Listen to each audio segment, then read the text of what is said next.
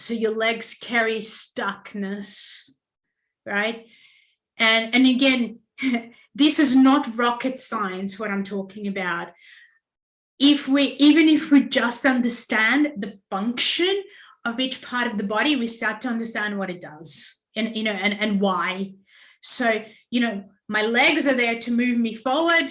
If they stop, and again, this is obviously simplistic in general, and there's more depth to this, but even in the beginning, we need to understand that simple aspect of, if I have problems with my legs or feet, then there's something going on around me moving forward. It might be from my childhood, and it's some inner child challenge that has just come up at this point. Could be an ancestral thing, could be karmic, could be that I've heard things, could be that I've got a belief system about, at this age I can't do that or this or the other.